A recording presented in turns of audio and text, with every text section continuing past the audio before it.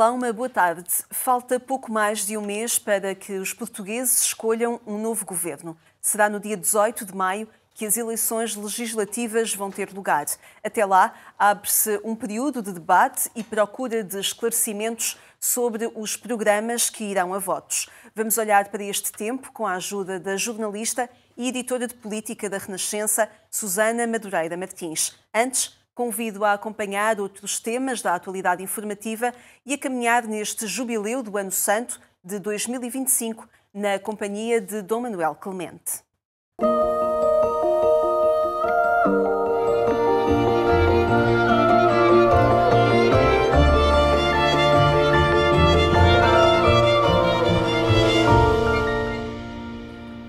É um encontro com a história dos jubileus na Igreja Católica e, como sempre, contamos com a presença de Dom Manuel Clemente. Cumprimento, muito boa tarde. Boa tarde. Obrigado por estar connosco. Estamos no século XVIII, já vimos 2 jubileus, há um terceiro ainda para contar. Há um terceiro ainda para contar. E é muito interessante aquilo que eu já disse 2 programas atrás, é que cada um destes jubileus do século XVIII, o de 1725, o Papa Bento XIII, muito tridentino, naquele sentido de muito depurado, muito insistente nas práticas penitenciais e com muito pouco aspecto externo e ornamental, digamos.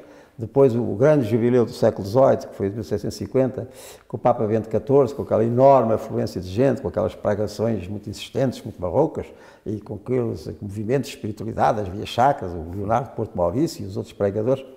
Agora, em 1775, nós já estamos a entrar noutro mundo. Só 25 anos depois. É 25 anos depois. O mundo, digamos assim, contemporâneo. Nós costumamos dizer que a idade contemporânea, vendo as coisas em termos europeus, começa na Revolução Francesa, né? 1789 e seguintes. Portanto, aquele apelo à liberdade, muito no sentido da liberdade individual, com um distanciamento das práticas tradicionais, também com distanciamento tipo racionalista em relação, enfim, às verdades da fé, como elas eram apresentadas na altura. Tudo isso já se vai notar no ambiente que rodeia o jubileu de 1775. O Papa da altura, estava a começar o seu pontificado, é o Papa Pio VI. E que nessa altura, pronto, ainda está a começar, mas ele já se apercebia de que as coisas estavam a mudar. E esse jubileu acontece com tudo aquilo que os jubileus contêm, portanto, a bula de convocação, a abertura da Porta Santa em Roma, as peregrinações às basílicas, tudo aquilo que era penitência preparatória para depois também se ganhar a indulgência, enfim, tudo isso que está previsto nos jubileus, tudo isso acontece. Mas não com aquela multidão que tinha vindo 25 anos antes ao jubileu de 1750, no tempo do Papa Bento XIV, nem por sombras. Não é? Portanto, menos gente, e já neste ambiente de um certo distanciamento, digamos assim, público, se não generalizado, mas já presente em relação a essas manifestações, já muito tocados, digamos assim, pelo espírito da época, pelo ar da época, mais racionalista, menos devoto, tudo isso se nota muito no jubileu de 1765. Não é que o Papa Pio VI não o tenha convocado com o mesmo propósito, também não tenha chamado pregadores a Roma, tudo isso aconteceu, mas tudo isso é mais fraquinho. Para quem visse e lá fosse, notava isso certamente. E o próprio Papa Pio VI o nota. E é muito interessante que ele, no final do jubileu, vai escrever uma carta aos bispos e a toda a gente que pudesse ler ou ouvir, dizendo que se preparassem, porque o tempo estava a mudar, e concretamente os sacerdotes que se preparassem, porque iam entrar mais cedo ou mais tarde numa época de mártires. A Revolução Francesa começa em 1789. Ao princípio não se esperava que fosse tão drástica, até foi muito importante a participação do clero na primeira fase da Revolução, mas rapidamente as coisas descambam, não é? E como nós veremos depois na conversa seguinte, mas o Papa Pio VI, já no princípio do seu pontificado e neste jubileu, já alerta, para já sente, não é?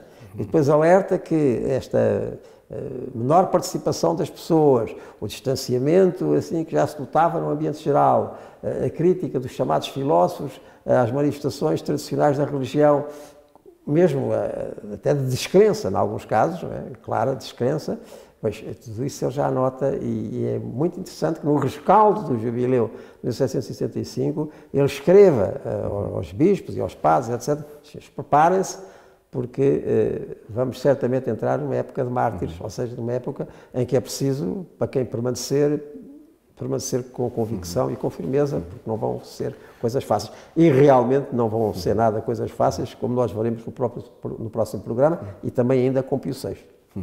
A ver também de que forma que, de facto, o reflexo da sociedade se faz notar também nessas vivências. É aquilo que eu tenho dito várias vezes a quem tem seguido estes programas. A história dos jubileus, de cada jubileu, tivemos estes 3 do século XVIII, não é? O que foi em 1725, o que foi em 1750, o que foi em 1775, são 3 momentos separados apenas por 25 anos cada um, mas cada um deles marca e denota o ambiente que se vivia, quer na sociedade em geral, quer o seu reflexo na vida da Igreja. É muito, muito interessante verificar isso. E veremos até dentro de 8 dias de que forma é que um novo jubileu também mostrou esse... Jubileu ou não, mas deixa esta pontinha para excitar o interesse pelo próximo programa. Veremos então de hoje a 8 dias de que forma aconteceu ou não, de facto, a celebração jubilar, de facto, no contexto social da época.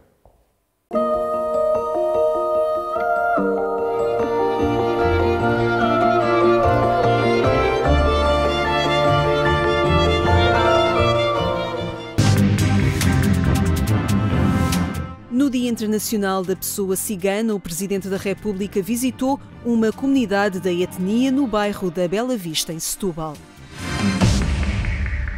No exterior do Centro Social Nossa Senhora da Paz, em Setúbal, todos aguardavam a sua chegada.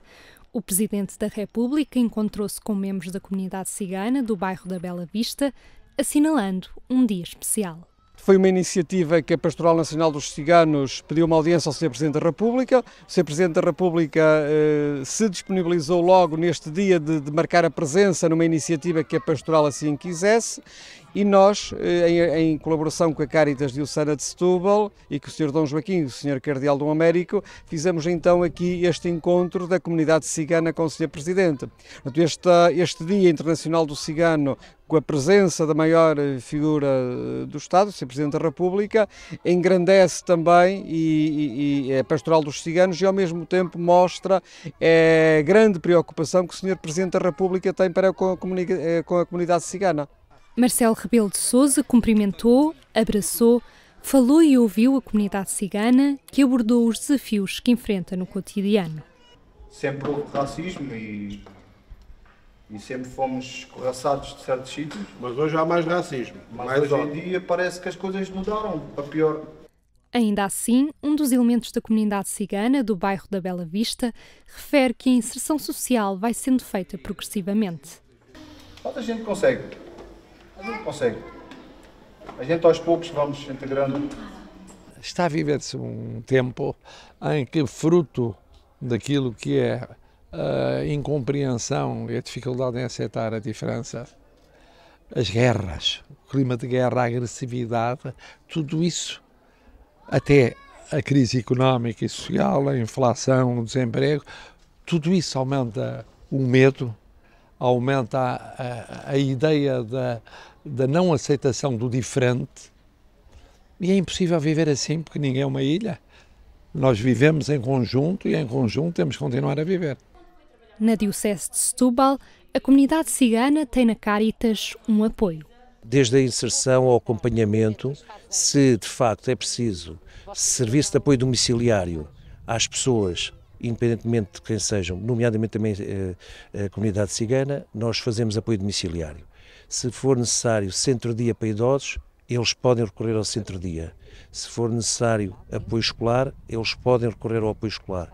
Se for necessário, também temos neste edifício a creche e o jardim de infância, eles podem recorrer à creche e jardim de infância. Tentamos, como já percebeu, estou aqui 2 escolas muito próximas e nós tentamos com os diretores das escolas que os jovens depois de sair da escola possam recorrer aqui a este edifício.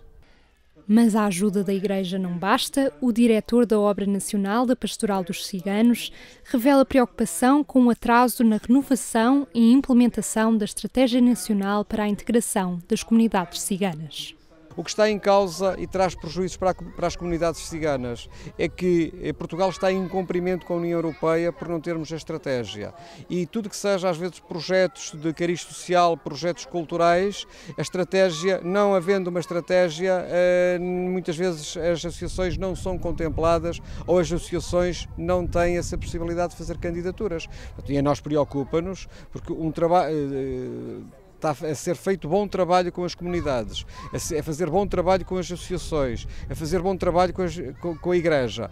Falha a Estratégia Nacional de Integração de Pessoas Ciganas, temos receio que também esses apoios falhem junto das comunidades. Na altura também termina, o prazo era até 2023, foi alargado a 2025, com esta mudança de governos, um novo que veio, outro que depois seguramente caiu, agora outro que vai. Quer dizer, isto pode cair também num impasse, no esquecimento, não é? O Estado já nos tinha dito que aquilo já estava pronto, que estava para ir para o Conselho de Ministros, entretanto a situação não permite que aquilo vá ao Conselho de Ministros, é preciso vir um novo governo, portanto, e esta é um bocadinho também a nossa preocupação. Em diálogo com o Presidente, a comunidade cigana relatou o ódio de que é alvo, disseminado por discursos que geram a desconfiança e o medo. Mas como é que estes se combatem? Construindo a paz, construindo o amor, construindo a inclusão, é pela positiva. Não é pela negativa da negativa. É pela construção da positiva. Criando condições para mais que estão a ser injustiçados ou discriminados ou tratados de forma desigual, poderem ser tratados de forma mais igual. É sempre muito difícil, atualmente, combater de uma forma eficaz estes discursos. Rapidamente um discurso de ódio, rapidamente uma agressão, rapidamente alguma coisa que aconteça é difundido pelas redes sociais, é difundido pelos órgãos de comunicação social. Agora, também se combate com muito esforço, também se combate com a verdade, e aqui a Igreja tem esse papel importante. O encontro no Dia Internacional da Pessoa Cigana, celebrado a 8 de abril, contou também com a presença do Bispo diocesano Dom Américo Aguiar, que sublinhou a importância de reconhecer a pessoa, em primeiro lugar, acima de qualquer categorização. Outras notícias disponíveis em agência.eclesia.pt. Olhamos agora para este tempo de pré-campanha eleitoral com a ajuda de Susana Madureira Martins, jornalista e editora de política da Renascença. Olá, Susana, boa tarde. Lígia. Obrigada por estares Obrigada aqui. eu. Obrigada. Susana, temos pela frente, já começaram, aliás, 28 debates televisivos, está pelo menos agendado um nas rádios portuguesas, com todos os candidatos. Pergunto-te, será uma maratona para esclarecer o eleitorado e se de facto estes debates são um espaço de esclarecimento? Será uma maratona, sem dúvida. Já arrancou com os debates televisivos. Se vai ser esclarecedor ou não, depende muito dos próprios candidatos e também, boa verdade, dos próprios jornalistas. Eu espero que seja, muito sinceramente, uma altura para debater temas que estão a preocupar muitas pessoas. As pessoas também, é sabido que votam muito com o bolso e a economia é muito importante para as pessoas. É preciso que todos esclareçam, os agentes políticos e os líderes partidários expliquem bem aquilo que pretendem para os salários das pessoas, em termos de fiscalidade, expliquem bem exatamente aquilo que querem, sabendo também que há uma incerteza tão grande no contexto internacional, com esta nova administração Trump. É sabido que isso existe, é preciso muita cautela nas promessas que se fazem, mas também é preciso explicar bem e não ficar pela trica partidária, que é tão mastigada e que as pessoas também, as sondagens mostram muito isso, as pessoas estão um bocadinho fartas da trica partidária, da tensão entre os líderes partidários, sobretudo entre os principais partidos. A tensão é boa, mas quando a tensão começa a ser doentia, as pessoas também começam a cansar-se de tal maneira que, a dada altura, quando é para ir votar e para ir à urna, afastam-se. Mas o soundbite continua a vencer sobre os temas importantes que dizem respeito à vida das pessoas. O soundbite é ótimo para os jornalistas, nós adoramos o soundbite, é fácil, mas também tem o lado perverso que não explica nada, muitas vezes, não é? E é preciso que as pessoas sejam mesmo informadas sobre defesa. Serviço militar obrigatório, sim ou não, por exemplo. As pessoas precisam de saber... Tendo em conta este contexto internacional. Exatamente. Precisam de saber se, no futuro, têm que mandar os filhos para um eventual conflito dentro da Europa. Precisam de saber isso. Precisam de ter alguma segurança no futuro. E acho que é um trabalho, nós temos muita responsabilidade nisso, nós, jornalistas, temos muita responsabilidade em fazer as perguntas certas. É muito difícil também, muitas vezes, fazer esse ponto, mas acho que também temos essa responsabilidade e os políticos têm a responsabilidade soberana de responder e ser responsabilizados pelas respostas que dão também, não é? Aos desafios. E os portugueses têm também a responsabilidade de ler e inteirar-se daquilo que os programas dizem, não só a partir dos debates públicos que acontecem, mas também perceber o que é que cada partido propõe, e isso está explicado em cada programa eleitoral? Sim, as pessoas têm essa responsabilidade cívica primária, não é? Mas o que é que te apercebes, que pulso é que tu tens sobre, de facto, os portugueses procurarem ou não perceber os programas dos partidos? Procuram um pouco, procuram sobretudo, como todos sabemos, a partir das redes sociais, e é o nosso principal adversário dos jornalistas também, não é? Da própria informação de referência. É muito difícil depois de fazer a triagem e fazer perceber às pessoas qual é que é a informação de referência apurada e verdadeira. Sim. O mais verdadeira possível. Falavas há bocadinho da economia e foste elencando alguns temas que seriam importantes ser debatidos nestes encontros entre aqueles que são candidatos. Deixa-me recordar aqui um recente estudo da Cáritas Portuguesa que apresentou um relatório sobre a pobreza e a exclusão social em Portugal, e o seu responsável, Nuno Alves, do Observatório da Cáritas, na apresentação, ele desafiava os portugueses a perceberem quantas vezes a pobreza e as medidas de combate à pobreza iriam ser mencionadas quer nos programas eleitorais como também nos debates, nesta pré-campanha e na campanha. Pergunto-te, depende também dos portugueses orientar aquilo que poderão ser os debates, aquilo que poderá ser a discussão pública, aquilo que poderá ser o caminho que os candidatos vão desenvolver durante a pré-campanha e a campanha eleitoral? Eu acho que a responsabilidade primeira é dos próprios políticos e também de quem faz informação, dos próprios jornalistas. No último debate, é muito curioso isso, porque no último debate das rádios, o primeiro tema que foi debatido foi exatamente sobre a estratégia de luta contra a pobreza. E muito facilmente o debate resvalou para a segurança social e para as fontes de financiamento da segurança social e não exatamente para essa estratégia de luta contra a pobreza. É muito difícil de colocar o tema da pobreza e de como é que se combate no debate político. O próprio Presidente da República, no início do seu mandato, não era só sobre a pobreza, mas era também sobre a estratégia de luta de retirada dos sem-abrigo da rua. Da situação de sem-abrigo. Às vezes chega-se a pensar que é uma luta inglória, quer colocar esses temas dentro da agenda, não é? Que não podem ser retirados, mas não há... Parece que é uma luta muito perdida. Daí a importância da fiscalização, digamos assim, da opinião pública dos portugueses. Exatamente, sim. E de colocar esses temas na agenda, por exemplo, nos debates que já houve, foram poucos, é certo. Claro. Ainda não foi colocado esse tema na mesa, mas certamente... A rádio, por exemplo, o debate das rádios poderá novamente hipótese de desenvolver esse tema. Pergunto-te ainda sobre a abstenção. As últimas legislativas, segundo consegui apurar, a abstenção andou na volta dos 40%.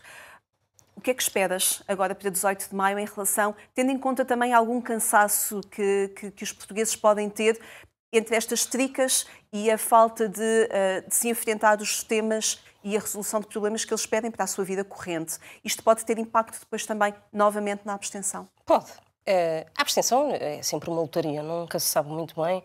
É a abstenção e os indecisos, nunca sabemos muito bem que fatia... Exatamente, que fatia é que existe de abstenção, embora as sondagens, enfim, indiquem sempre alguma tendência. É o maior adversário das eleições, é a abstenção, e também da própria democracia. A tendência de aumento da abstenção indica que as pessoas estão completamente desinteressadas da política e, sobretudo, daquilo que lhes pode dar realmente resposta. É sinal de que não há respostas. Como inverter esse caminho, no teu entender? Como inverter esse caminho? É informar as pessoas, é fazer perceber que é realmente importante ir à urna de voto, por mais que as pessoas não sintam que há uma resposta às suas intenções, é mesmo útil. O melhor voto útil é ir às urnas. Envolver-se. Sim. Estar atento. Envolver-se, sim. E ter participação cívica. No norte da Europa, a participação cívica é muito comum, da sociedade ser empenhada na resolução de problemas, até do bairro para cima, não é? Em Portugal não há essa... Nos povos latinos e mais do Mediterrâneo, não há essa tradição, cultura de participação cívica. Já nem digo política, participação social, não é? Que acaba por ser política também. Certo. Susana, muito obrigada por teres vindo aqui, ajudar-nos a olhar para este tempo de pré-campanha e depois de campanha eleitoral. Teremos, se calhar, a oportunidade para nos encontrarmos mais vezes. Obrigada. É sempre um gosto, Lígia. Obrigada. Obrigada a si também por se manter desse lado. Marcamos encontro amanhã aqui na RTP2, pelo mesmo horário, ou sempre atualizado no portal de informação da Agência Eclésia. Desejamos-lhe uma excelente tarde. Até amanhã, se Deus quiser.